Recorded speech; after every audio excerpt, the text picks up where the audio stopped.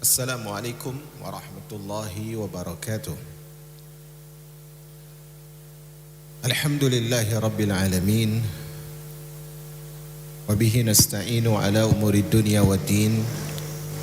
Wassalatu wassalamu atammani akmalani ala sayyidil mursalin Nabina Muhammadin wa alihi tahirin wa ashabihi ghurril mayamin wa man tabi'ahum bi ihsanin ila yaumiddin. قال رب العالمين يا أيها الذين آمنوا اتقوا الله حق تقاته ولا تموتن إلا وأنتم مسلمون فإن أحسن الكلام كلام الله وخير الهدى هدى رسول الله صلى الله عليه وسلم وشر الأمور محدثاتها فإن كل محدثة بدعة وكل بدعة ضلالة وكل ضلالة في النار. Segala puji bagi Allah, Rabb semesta alam. Kepada Allah lah kita memohon pertolongan dalam urusan-urusan kita, baik urusan dunia apalagi urusan-urusan agama kita. Salawat dan salam semoga sampai secara sempurna kepada Nabi yang mulia, kepada Sayyidil Mursalin Muhammad bin Abdullah alaihi salatu wassalam, dan semoga salawat dan salam sampai kepada keluarga beliau yang suci, para sahabat beliau, orang-orang yang bertakwa dan orang-orang yang mengikuti jejak mereka di dalam kebaikan. Ma'asyiral jamaah dan kaum muslimin yang dirahmati oleh Allah Azza wa Jal, hari ini kita bersyukur kembali kepada Allah dengan kesempatan yang Allah berikan kepada kita. Kita berbahagia karena Allah Subhanahu wa taala telah berikan kepada kita kesempatan lagi untuk bermajlis.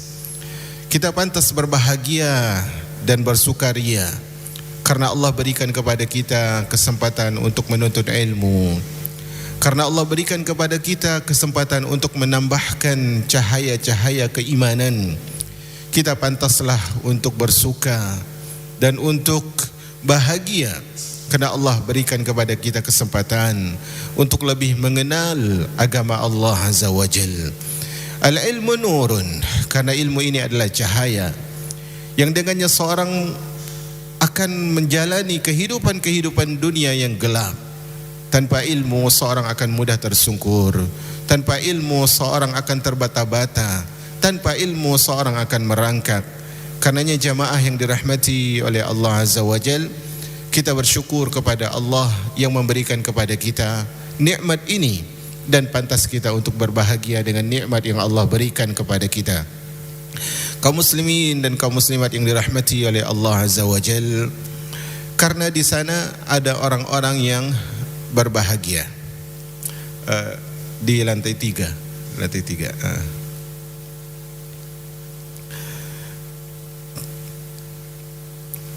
Kenapa saya katakan kita pantas berbahagia? Karena nikmat yang Allah berikan berupa majlis ilmu. Karena nikmat ini jamaah yang dirahmati oleh Allah, disabdakan oleh Nabi alaihi salatu wassalam, innal ulama warasatul anbiya. Sesungguhnya para ulama, orang-orang yang berilmu, adalah pewaris para nabi. Wa innal anbiya lam yuwarrisu dinaran wala dirhama. Dan para nabi tidak mewariskan ilmu, dan para nabi tidak mewariskan dirham dan tidak dinar. Para nabi tidak mewariskan harta duniawi, tidak mewariskan kekayaan dunia. Wa innama warrasul ilma. Tetapi yang diwariskan oleh para nabi, yang diwariskan pula oleh Nabi sallallahu alaihi wasallam adalah ilmu. Faman akhadha bihi akhadha bihazzin wafirin. Barang siapa yang mengambil ilmu, jalan ilmu, maka dia telah mengambil warisan yang banyak dari Nabi sallallahu alaihi wasallam. Alangkah bahagia seorang yang bisa mewarisi warisan Nabi sallallahu alaihi wasallam. Kita dapati banyak orang bahagia ketika mewarisi harta kekayaan orang tuanya, harta keluarganya. Tetapi orang yang beriman, dia pantas lebih berbahagia mewarisi warisan Nabi sallallahu alaihi wasallam. Karena di sana ada orang-orang yang bahagia dengan dunia. Di sana ada orang-orang yang bahagia dan nyaman dengan jalan-jalan dunia. Di sana ada orang yang begitu tentram dengan kehidupan dunia. Seorang penyair mengatakan, ajibtu liman yatimmu lahu surur bidarin kullu ma fiha gurur wa kaifa yalidzu sakinuha bi aishin wa ya'lamu anna maskanahu al-kubur fasalamun salamun ala ahli al-kubur. Ajibtu liman yatimmu lahu surur. Sungguh mengherankan, sungguh aku heran dengan orang yang sempurna kebahagiaannya. Bidarin kullu ma fiha gurur, dengan kehidupan dunia yang segala apa yang ada di dalamnya adalah melalaikan dan tipu daya. Wa kayfa yalidzu sakinuha bi aishin, dan bagaimana bisa penghuni dunia tersebut merasa lezat dengan kehidupan dunia. Wa ya'lamu anna maskanahul kubur, sedangkan dia tahu setelah dunia kehidupan selanjutnya adalah kubur. Fassalamun salamun ala ahlil kubur. Keselamatanlah bagi penghuni kubur yang wafat di atas Islam, menyerahkan diri kepada Allah Azza wa Jal. Maka alangkah indah apa yang dikatakan oleh penyair ini, dan lebih indah lagi yang dikatakan oleh Allah Azza wa Jal. Allah mengatakan, ya ayuhan nas inna wa'dallahi haqq fala taghurrannakumul hayatud dunya wala yaghurrannakum billahil gharur. Wahai manusia, sesungguhnya janji Allah itu pasti, dan janganlah dunia melalaikan kalian, dan janganlah syaitan membuat tipu daya terhadap kalian sehingga kalian lalai. Maka umat al-Islam, kaum muslimin dan kaum muslimat yang Allah muliakan, majlis ilmu adalah nikmat terbaik. Tidak ada nikmat yang lebih baik yang diberikan oleh, tidak ada nikmat terbaik yang diberikan oleh Allah kepada seorang hamba setelah keislaman, kecuali nikmat menuntut ilmu yang diajarkan oleh Allah dan Rasulnya sallallahu alaihi wasallam. Tidak ada satu pun tempat yang Allah ataupun yang tidak ada satu pun tempat yang disebutkan oleh Rasul sallallahu alaihi wasallam dengan taman syurga kecuali majlis ilmu. Idza marartum biryadil jannati farta'u. Kalau kalian melewati taman-taman syurga, mampirlah. Ketika ditanya apakah itu, maka Nabi sallallahu alaihi wasallam menyebutkan hilakuz zikr, yaitu majlis-majlis yang disampaikan peringatan, majlis-majlis ilmu. Semoga Allah Subhanahu wa taala tenangkan hati kita dengan majlis ilmu, melebihi ketenangan orang-orang yang nyaman dengan harta dolarnya, rupiahnya, dan dengan segala macam keuntungan dan omsetnya. Hari ini umat al-Islam kita akan lanjutkan membacakan kitab Fawaidul Fawaid, yang awalnya adalah kitab Al-Fawaid oleh Al-Imam Ibnul Qayyim rahimahullah. Kita bersyukur bisa membaca kitab ini, karena ilmu Al-Imam Ibnul Qayyim tidak diragukan lagi. Apalah lagi ilmu beliau diiringi dengan kata-kata yang membuat kita semakin lezat untuk mengkaji kitab yang beliau tulis. Hari ini umat al-Islam kita akan membahas tentang tafawutun nas fit tauhid, perbedaan tingkatan manusia di dalam tauhid, atau perbedaan tingkatan tauhid manusia. Perbedaan tingkatan tauhid manusia. Kaum muslimin dan kaum muslimat yang dirahmati oleh Allah Azza wa Jal, tauhid sesuatu yang tidak diragukan lagi bagi orang yang sudah mengkaji bahwasanya tauhid adalah sebab Allah Subhanahu wa taala menciptakan alam semesta ini. Allah Subhanahu wa taala mengatakan Allah Subhanahu wa taala mengatakan wa ma khalaqnas samaa wal arda wa ma bainahuma la'ibin. Law aradna an nattakhidha lahwan lattakhadnahu min ladunna in kunna fa'ilin. Kata Allah Subhanahu wa taala, tidaklah kami ciptakan langit dan bumi dan apa yang ada pada keduanya untuk bersenda-gurau, untuk bermain-main. Kalau kami ingin, kami akan jadikan semua itu, tetapi Allah tidak menginginkan. Makanya Allah katakan di dalam Az-Zariyat ayat 56, Allah katakan, "Wa ma khalaqatul jinna wal insa illa liya'budun." Tidaklah aku ciptakan jin, tidaklah aku ciptakan manusia kecuali hanya untuk mengabdi kepadaku. Yang ditafsirkan untuk mengabdi kepadaku, untuk beribadah kepadaku, ditafsirkan para ulama dengan sebutan liyuwahidun, untuk bertauhid kepadaku. Subhanallah. Ketika Allah Subhanahu wa taala menyebutkan wama khalaqtul jinna wal insa illa liya'budun, tidaklah aku ciptakan jin dan manusia kecuali hanya untuk beribadah. Allah tahu manusia itu akan berpikir, kalau saya ibadah bagaimana rezeki saya?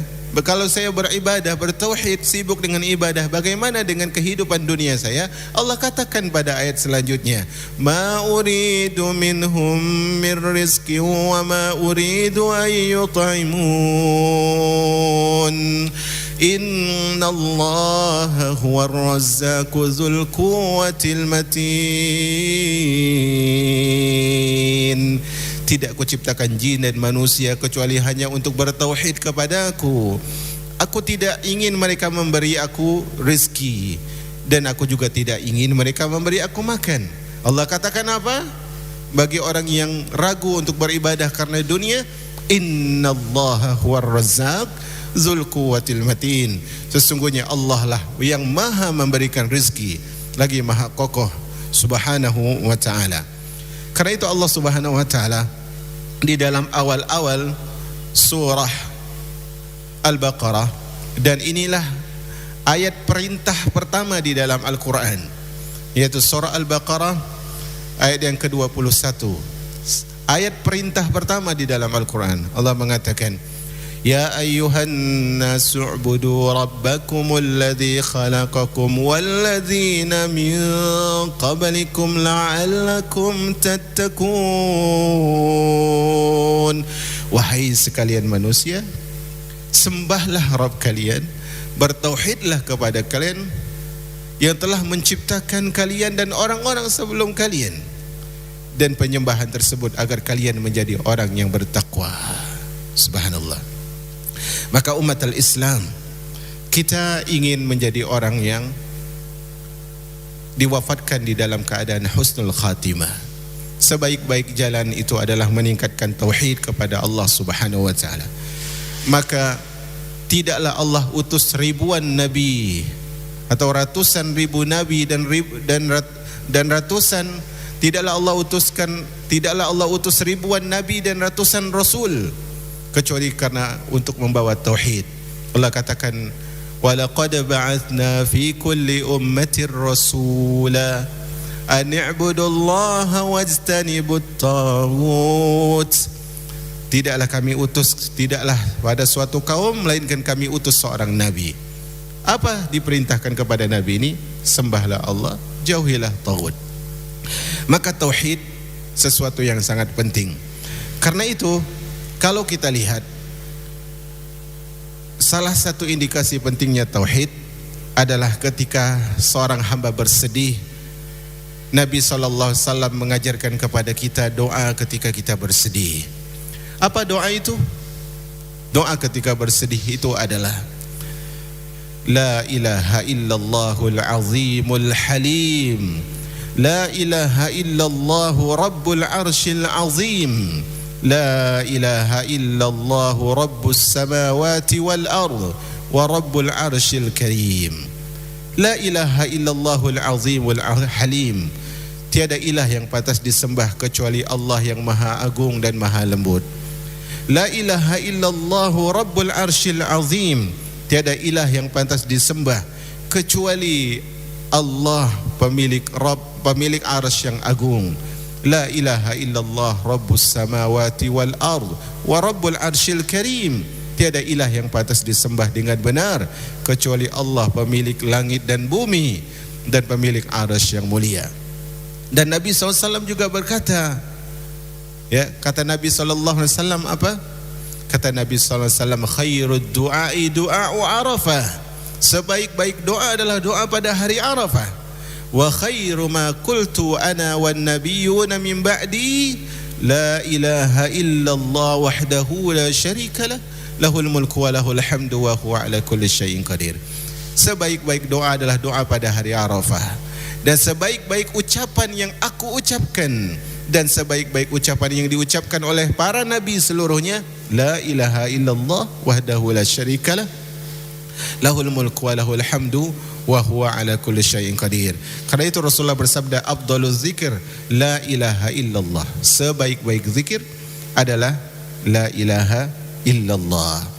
Maka kalau seandainya kita di dunia ini tidak mampu berkata-kata kecuali hanya ucapan la ilaha illallah, maka kita adalah pemilik dunia ini.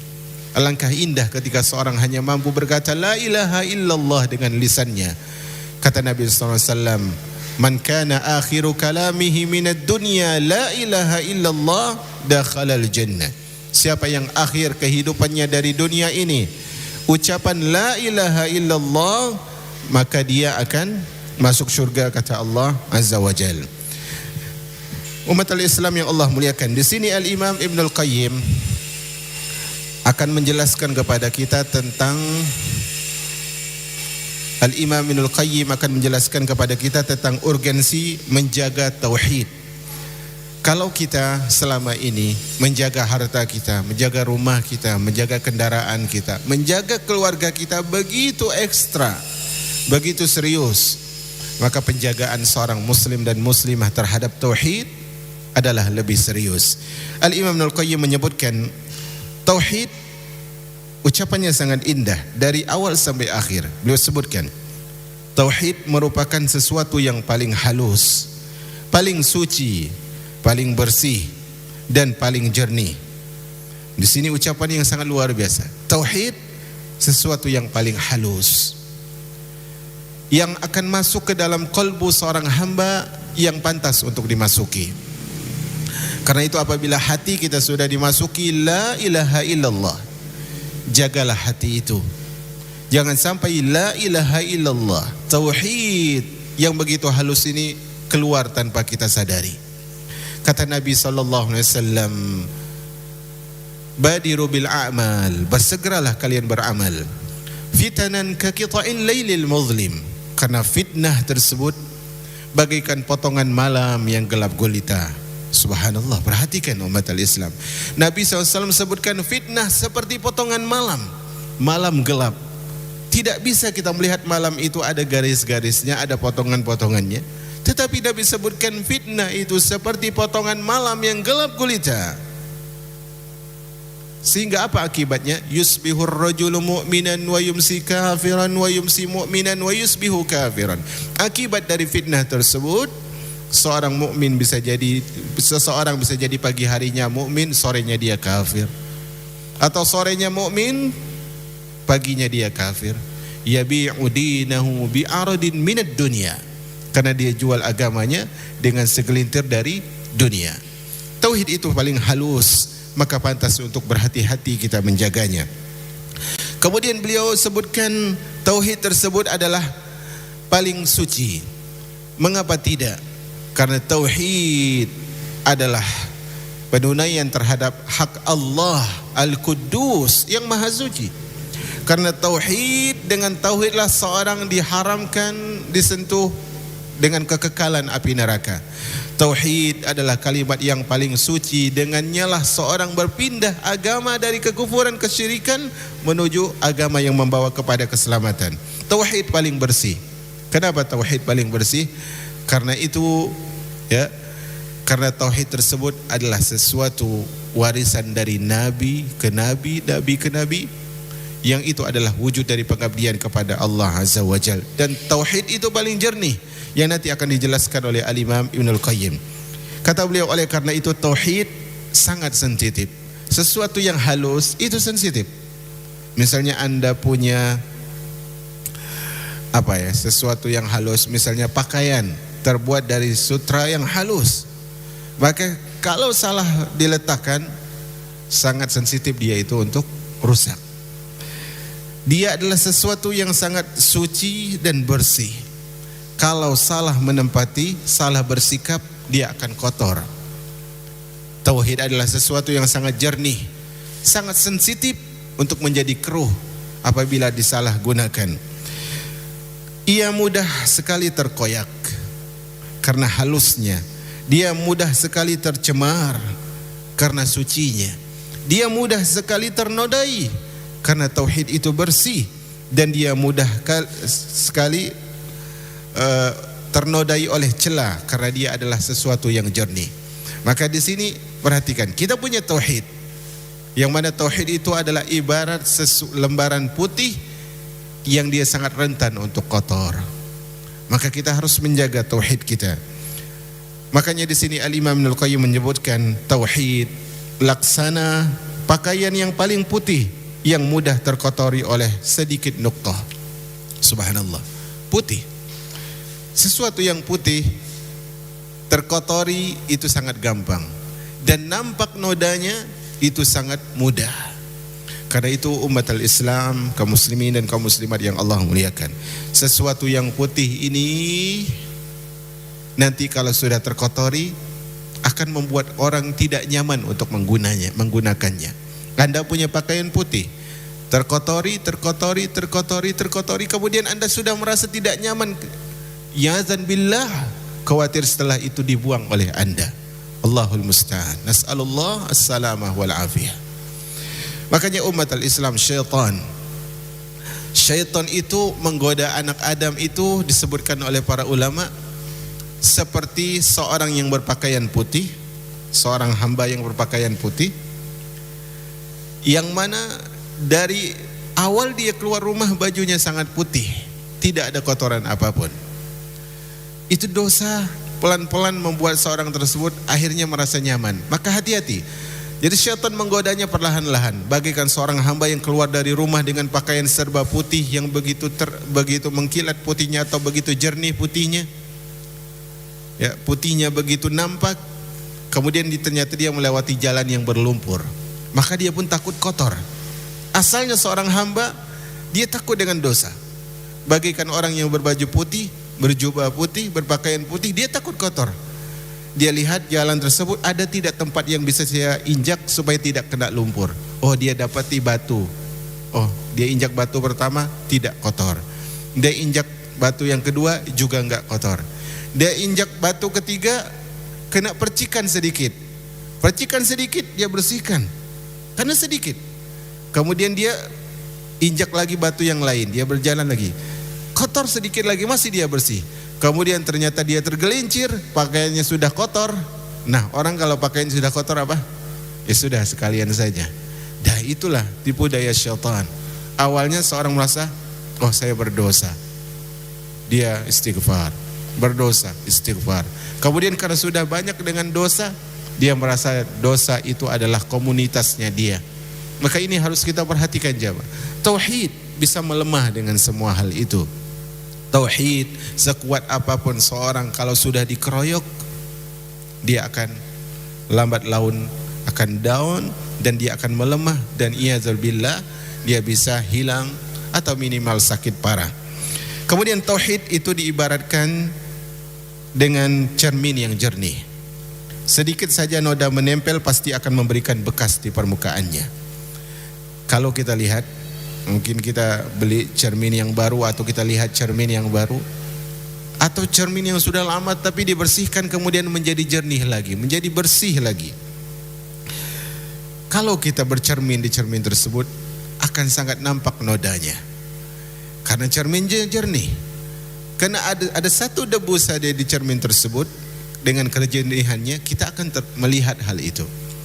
Tetapi kalau ternyata cerminnya sudah penuh dengan debu, maka mungkin kita tidak akan bisa melihat kotoran itu. Ibarat orang yang minum kopi yang dengan gelas yang gelasnya sudah hitam, dengan bekas kopi yang mungkin tidak dia cuci. Mungkin dia tidak tahu di antara kopi tersebut ada karatan-karatan yang dia teguk bersama kopi. Seorang yang minum sesuatu ya, yang berwarna, mungkin karena gelas tersebut tidak dicuci, bisa jadi minuman dia yang misalnya berwarna coklat tercampur dengan sesuatu yang mungkin itu adalah kotoran yang berwarna yang sama. Maka kejernihan itu haruslah dijaga. Sesuatu yang biru, jernih birunya harus dijaga. Sesuatu yang putih, jernih putihnya harus dijaga, agar bisa dibedakan mana dia dan mana selainnya dia. Itu harus dimiliki oleh seorang hamba. Makanya umat al-Islam yang dirahmati oleh Allah Azza wa Jal, dalam masalah ilmu, karena itu ini kunci ya. Kita lihat di zaman sekarang banyak orang rajin menuntut ilmu, atau banyak orang yang sudah puluhan tahun menuntut ilmu, ternyata dia masih jalan di tempat. Mengapa demikian? Karena dia tidak menyiapkan hati yang bersih ketika dia menuntut ilmu. Fadilatul Syekh Salih Al-Utsaimin di dalam kitab beliau Ta'zimul Ilmi, beliau menyatakan al-ilmu jauharun latif la yasluhu illa liqalbin nadhib. Ilmu tersebut bagaikan permata yang halus yang tidak pantas dimiliki kecuali oleh hati yang bersih. Subhanallah. Karena itu umat al-Islam dulu di zaman Rasul, yang berguru kepada Rasul bukan hanya para sahabat. Di zaman Rasul sallallahu alaihi wasallam, yang berguru kepada Rasul bukan hanya para sahabat. Yang berguru kepada Rasul ada para sahabat, ada orang-orang munafik. Tetapi yang dapat ilmu siapa? Para sahabat. Karena hati mereka bersih.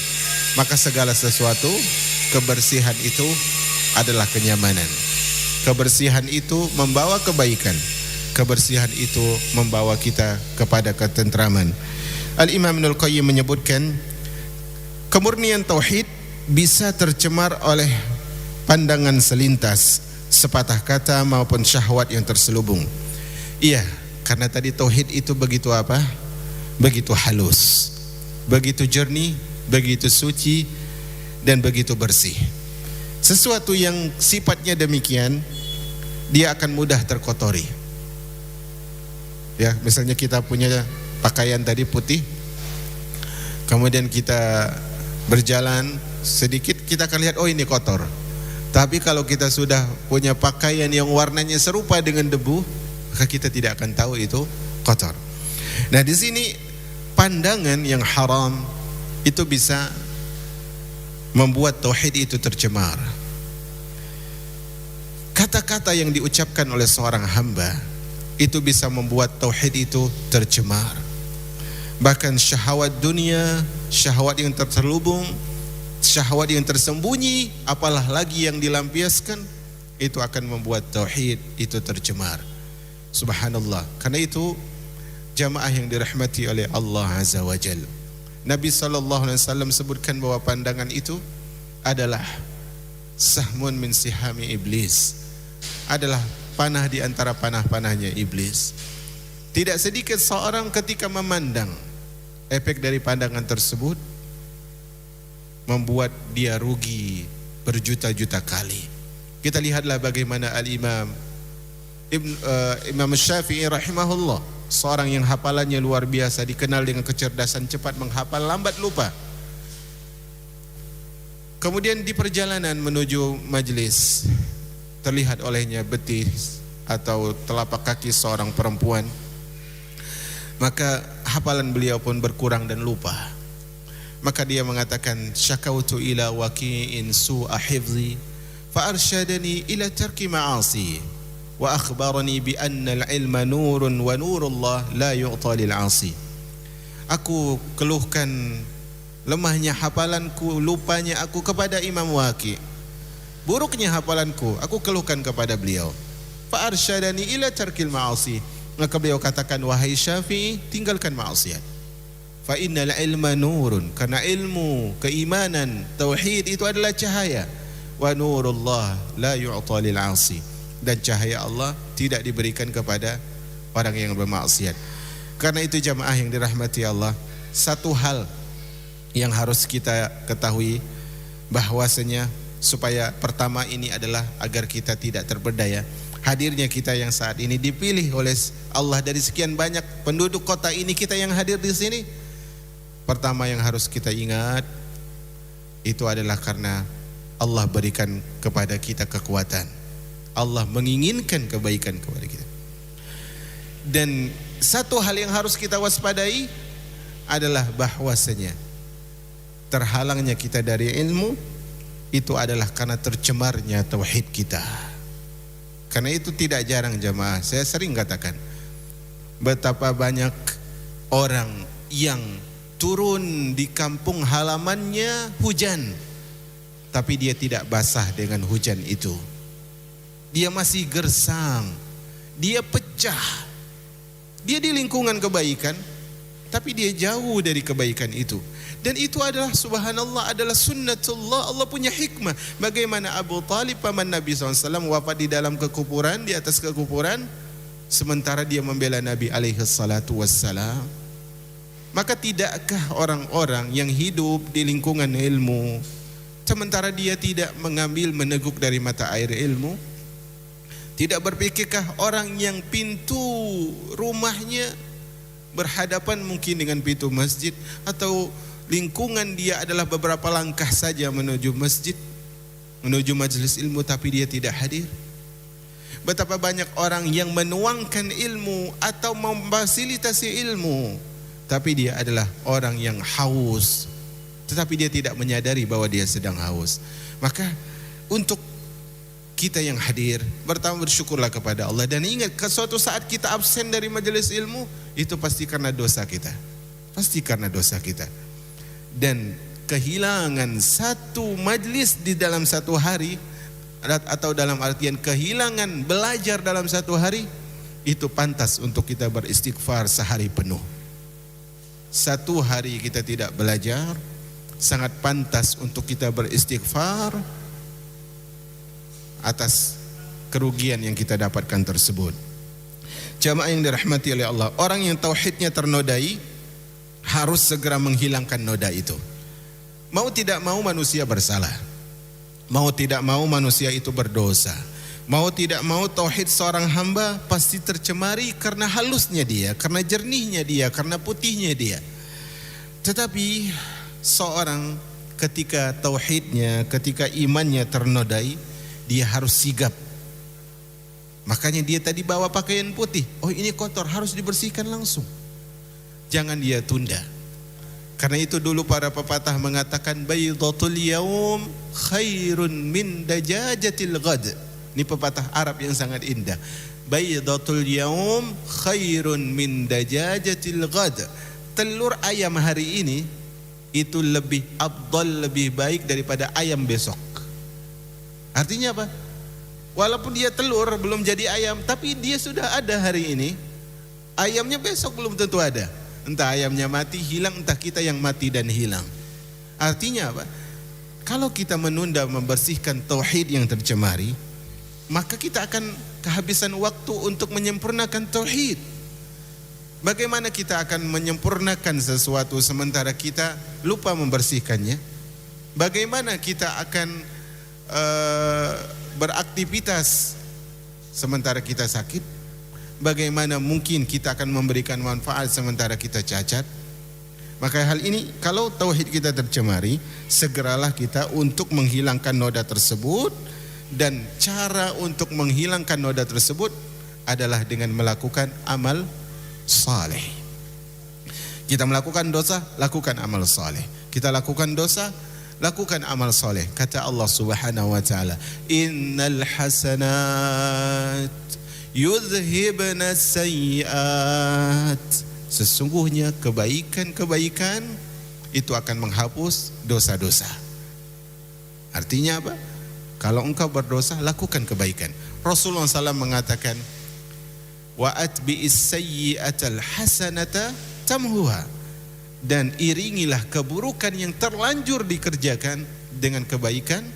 Lakukan kebaikan setelah itu, niscaya itu akan menghapus keburukan tadi.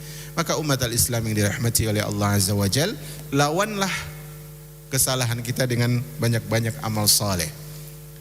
Kenapa kita diperintahkan banyak amal soleh? karena kita bukan orang yang dijamin 100% itu istiqomah. Kita bukan orang yang setiap saat tersebut full imannya atau 90% imannya. Sulit. Maka untuk mengantisipasi turun drastis, maka kita kerjakan ketika kita sedang rajin. Kata Nabi SAW, inna likulli amalin sirra wa inna likulli sirratin fatra. Setiap amal itu ada masa rajinnya, dan setiap masa rajin pasti diselingi oleh masa futurnya, masa malasnya. Faman kanat fatratuhu lisunnati faqad ihtada. Siapa yang ketika malas masih berada dalam sunnah Nabi, maka dia dalam hidayah. Wa man kanat fatratuhu li ghairi sunnati faqad halak atau kama qala. Siapa yang dalam keadaan malasnya selain di dalam mengerjakan sunnahku, maka dia adalah orang yang binasa. Maka jika sudah terlanjur ternodai, segera bersihkan. Cara membersihkannya, perbanyak amal saleh. Dan orang yang cerdas, dia tidak menggantikan satu kesalahan dengan satu kebaikan. Itu bukan orang yang cerdas. Ada orang dia buat satu kesalahan, dia lakukan satu kebaikan. Itu baik, tapi bukan orang yang cerdas. Orang yang cerdas adalah satu kesalahan yang dia lakukan, sebanyak mungkin kebaikan yang dia kerjakan setelah itu. Subhanallah. Karena dosa pasti diterima, dicatat sebagai hukuman. Tetapi amal kebaikan kita, siapa tahu yang ini tidak diterima, justru yang itu diterima. Maka kita perbanyak amal saleh. Maka jika tidak, noda itu akan bersemayam dan menjadi karat yang sulit dibersihkan lagi. Karena itu kalau sudah terlanjur ternodai, segera bersihkan. Jangan sampai berkarat. Kata Nabi SAW, innal iman la yakhla. Sesungguhnya iman tersebut la yakhla, akan usang sebagaimana usangnya baju. Maka mohonlah kepada Allah agar memperbarui iman kalian. Jadi jangan sampai berkarat. Kalau sudah berkarat, sulit dibersihkan. Anda tahu besi yang berkarat, sulit dibersihkan. Kalaupun dicat lagi, dia rapuh. Kalaupun dicat lagi, dia rapuh. Maka sebelum dia berkarat, segeralah untuk membersihkan. Sementara noda dan karat dalam hal ini adalah mudah datang dan mudah dihilangkan. Jadi dosa itu ada 4 tipe. Dosa itu ada 4 tipe. Pertama adalah yang mudah datang dan mudah dihilangkan. Mudah datang, mudah dihilangkan. Allah Subhanahu wa taala mengatakan, in tajtanibu kaba'ira ma tunhauna an nukaffir ankum sayyi'atikum. Kalau kalian jauhi dosa besar, kami hilangkan, kami hapuskan dosa-dosa kecil kalian. Ada dosa yang dengan tipe manusia yang berbeda tentunya ya. Ada dosa dia mudah melakukan dosa ini, tapi dia mudah juga menghapus dosa. Dan Allah berikan kemudahan bagi dia itu. Jenis dosa yang kedua adalah dosa yang mudah datang tetapi sulit dihilangkan. Mudah datang, sulit dihilangkan. Contohnya adalah pandangan yang haram. Pandangan yang haram mungkin dia melihat sekilas, tapi terpikir oleh dia berbulan-bulan, mungkin bertahun-tahun. Karena itu umat al-Islam yang dirahmati oleh Allah Azza wa Jalla, di dalam Islam, di dalam pembahasan para ulama itu disebut dengan al-ishq, seorang yang kasmaran. Seorang kasmaran ini kadang dia tidak bisa membedakan antara cinta yang benar dan cinta yang terlarang. Itu bermula dari apa? Dari pandangan. Mudah datangnya, sulit hilangnya. Mudah datangnya, sulit hilangnya. Contohnya juga adalah orang yang awalnya itu coba meneguk khamar. Mudah bagi dia meneguk khamar, tapi menghilangkan kecanduannya sulit. Sama seperti orang yang merokok atau orang yang mendengarkan nyanyian, terdengar oleh dia. Misalnya kita sedang duduk di warung nih, terdengar. Itu kan mudah datangnya. Padahal kita bukan bermaksud ke warung itu, warung yang lain ternyata yang nyetel musiknya, Allahul Musta'an, tapi ternyata masih terdengar sampai kita pulang ke rumah. Sulit untuk menghilangkan. Jenis yang ketiga adalah yang sulit datang tetapi mudah dihilangkan. Yang sulit datang tetapi mudah dihilangkan. Dan hal ini tentunya adalah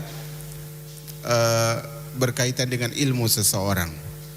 Artinya awalnya seorang tersebut dia berbicara sama seseorang mungkin karena kadar ilmunya lebih memadai dari orang yang pertama, sulit dia mendapatkan syubhat dan sebagainya. Tapi ketika pelan tapi meresap juga nanti, sehingga dia kemudian didatangi oleh ahli ilmu yang lain, dihilangkan syubhatnya. Itu jenis yang ketiga, seorang yang dosa yang sulit datangnya tapi mudah dihilangkan, dan ini dosa kecil yang ringan. Adapun syubhat tadi itu berkaitan dengan kadar ilmu seseorang. Kemudian yang keempat adalah ada yang sulit datang, sulit juga dihilangkan. Dan ini juga tidak pantas diremehkan oleh seseorang. Dan ini tentunya 4 jenis dosa ini dengan tipe manusia itu berbeda-beda. Ada kala menurut orang ini susah dihilangkan, menurut orang lain, di sisi orang lain gampang dengan petunjuk Allah Azza wa Jalla.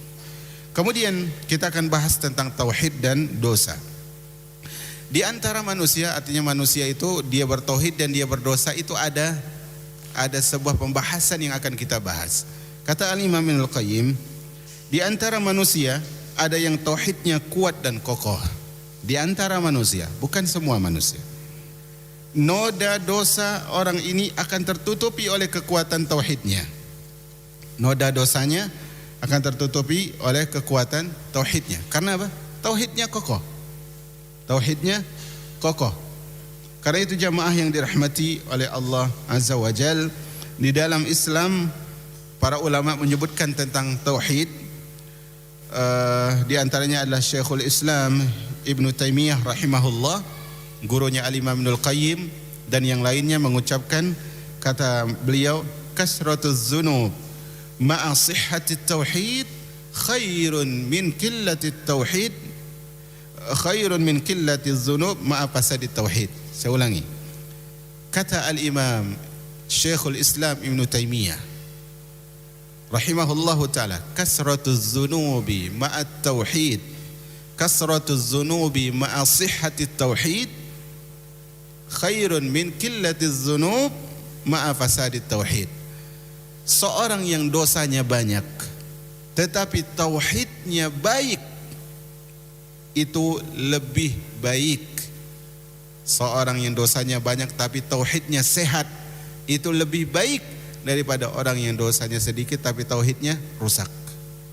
Bisa dipahami ya di sini?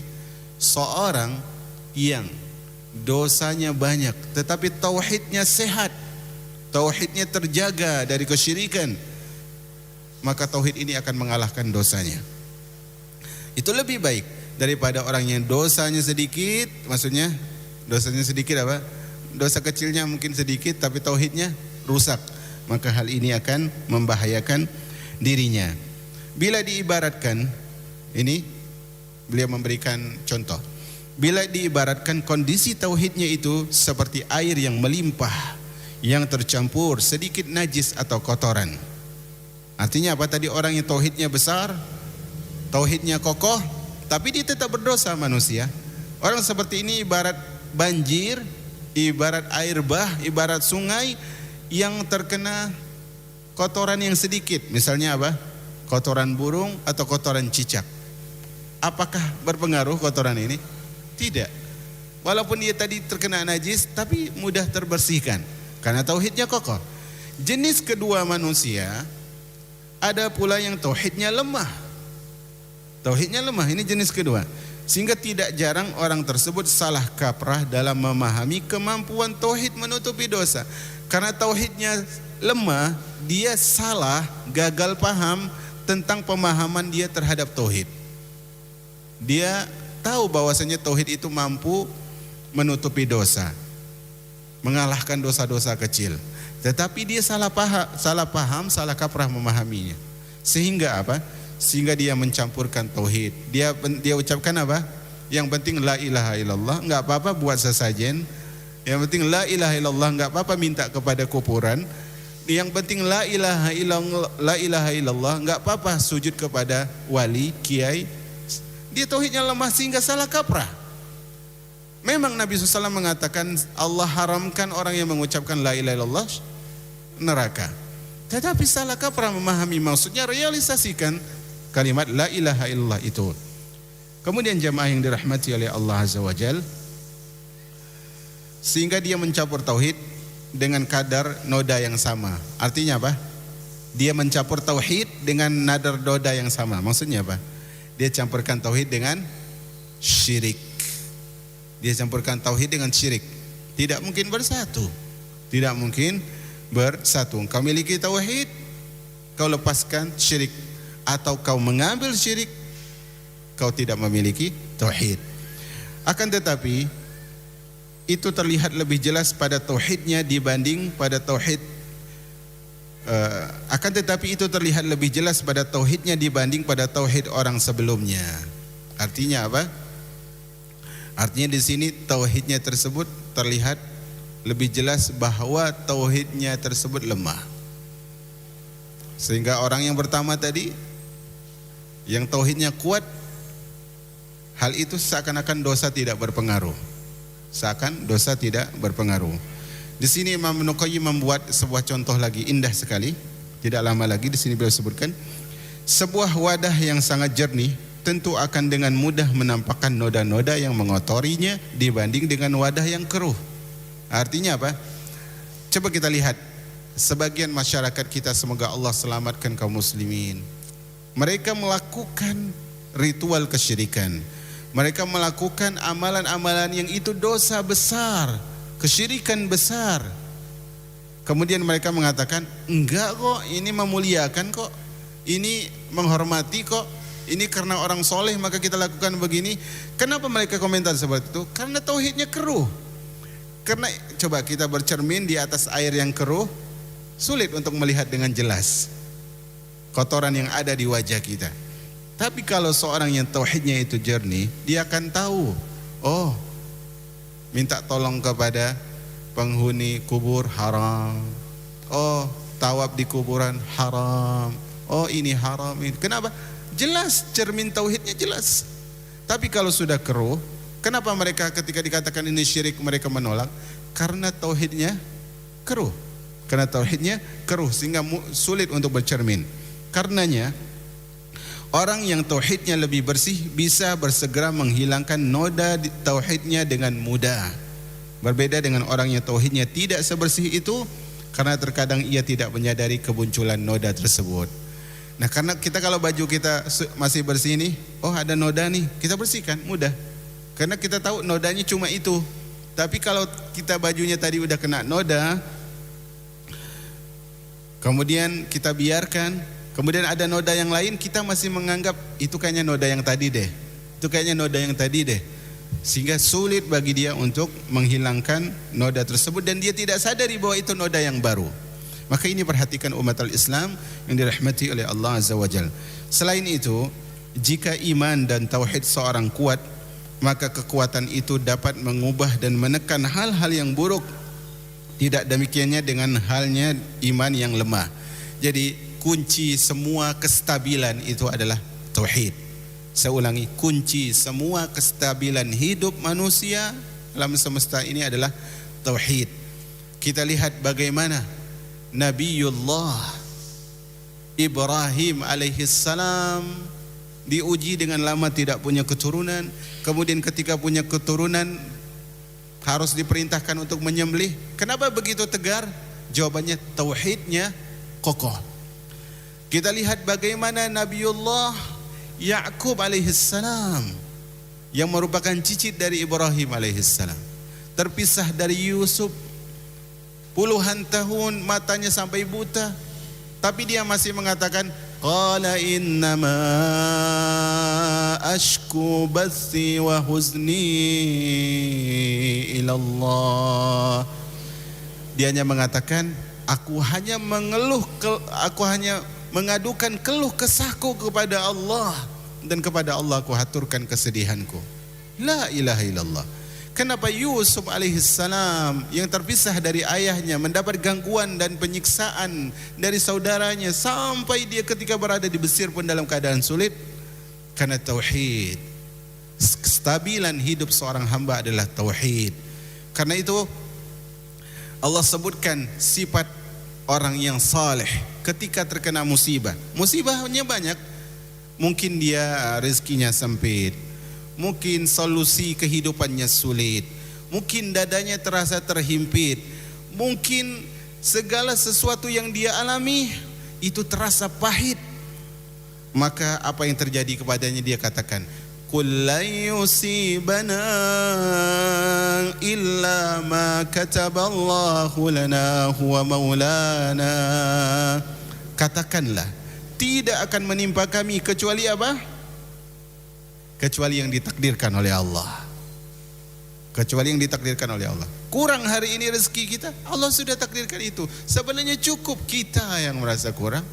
Subhanallah.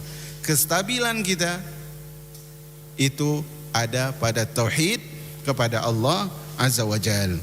Jamaah yang dirahmati oleh Allah, di sisi lain Al-Imam Ibnu Qayyim menyebutkan limpahan kebaikan pada diri seorang itu dapat meleburkan kesalahan-kesalahannya. Perhatikan nih, kita punya sesamudra kebaikan. Semoga Allah berikan kebaikan yang banyak kepada kita. Andaikan seorang hamba punya seluas samudra dan danau kebaikan, maka kebaikan yang ibarat air bah tersebut, ibarat tsunami tersebut bisa meleburkan kesalahan. Jadi karena itu Allah Subhanahu wa taala ketika menyuruh kebaikan, apa kata Allah? Fastabiqul khairat, bersegera menuju kebaikan. Berlombalah menuju kebaikan. Ketika menuju ampunan, apa kata Allah? Wasari'u, cepat-cepat. Cepat-cepat kata Allah. Cepat-cepat. Tapi untuk urusan dunia, untuk urusan rezeki Allah Subhanahu wa taala, untuk urusan rezeki Allah Subhanahu wa taala apa? Suruh berjalan saja. Nah, umat Islam yang dirahmati oleh Allah Azza wa Jal, jadi agar kesalahan kita itu mudah untuk dibersihkan, perbanyaklah amal soleh. Karena itu tidak baik seorang menunda amalan soleh. Itu adalah salah satu jebakan syaitan, menunggu amal soleh. Nanti saja amal soleh. Orang tersebut lebih berpeluang untuk dimaafkan dibandingkan orang lain yang melakukan kesalahan namun tidak mempunyai banyak kebaikan sebanyak itu. Jadi ada dua tipe manusia. Tipe pertama tadi, dia salah sebagai manusia, tapi kesalahannya tersebut tersucikan, terbersihkan oleh limpahan kebaikannya. Kesalahannya dibersihkan oleh limpahan kebaikan. Ada orang yang dia lakukan kebaikan, tapi saldo, ada orang yang lakukan keburukan, dosa, tapi saldo kebaikannya sedikit, sehingga dia tidak bisa menghilangkan nodanya. Gimana? Deterjennya sedikit, airnya sedikit, nggak bisa dia bersihkan. Ada seucapan penyair yang sangat indah, dikatakan, wa idzal habibu ata bi zanbin wahidin ja'at mahasinuhu bi alfi syafi'in. Subhanallah.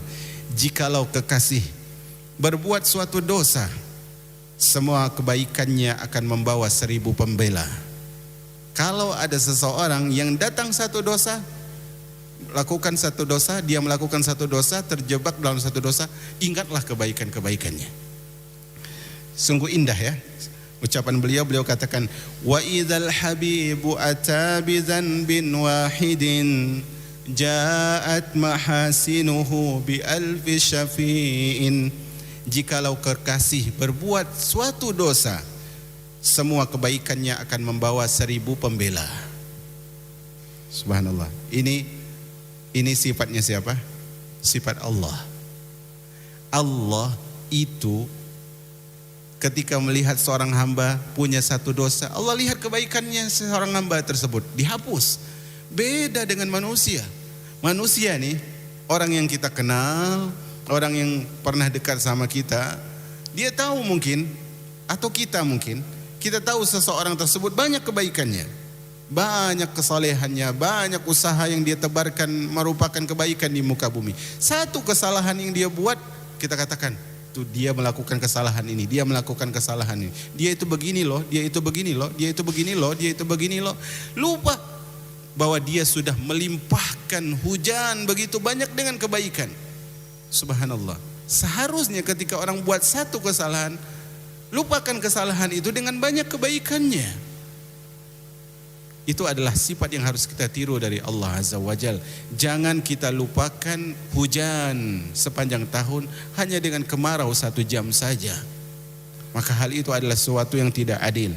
Selain itu, niat yang lurus, keinginan yang kuat, serta kepatuhan yang sempurna dapat mengubah noda kotoran dari luar menjadikan sesuatu yang sesuai dengan keinginan dan tuntunan syar'i. Artinya, kepatuhan kita kepada Allah itu menghadirkan kebersihan terhadap dosa kita. Begitu pula sebaiknya niat yang tidak tulus, keinginan yang lemah dan kepatuhan yang seadanya dapat mengalihkan ucapan dan perbuatan terpuji kepada sesuatu tujuan dan keinginan hawa nafsu. Karena seorang yang terjebak hawa nafsu itu adalah, pertama, seorang itu terjebak hawa nafsu itu minimal karena 3 sebab. Sebab pertama, niatnya salah. Niatnya salah. Sebab yang kedua adalah tekadnya lemah, tekad untuk kebaikannya lemah. Sebab yang ketiga adalah karena dia tidak taat kepada Allah Azza wa Jalla. Permisalannya, kata beliau, analoginya dapat disaksikan pada campuran yang dimasukkan ke suatu bahan utama. Ada bahan utama dimasukkan campuran. Apabila komposisinya lebih banyak, niscaya dia dapat mengubah sifat asal bahan menjadi campuran. Misalnya pada pembuatan makanan. Ini endingnya. Contohnya begini, kata beliau. Kita punya air mineral yang terjernih lah misalnya di negeri kita. Apalah mereknya, mungkin Anda tahu masing-masing. Kita punya air mineral yang sifatnya paling jernih. Atau air apa yang sifatnya paling jernih? Ini air jernih, ya. Apabila campurannya itu memiliki komposisi lebih banyak, maka kejernihannya akan akan dikalahkan. Atau misalnya air, Anda punya air 1 ember, kemudian komposisi semen Anda masukkan 3 atau 2 sak ya namanya. 2 sak. Maka orang akan bilang itu air apa semen? Orang akan bilang itu semen. Kenapa? Komposisi bahan tambahannya sudah melebihi yang asalnya. Maka kalau kita lemah dari tauhidnya, maka dosa yang banyak akan merubah tauhid kita.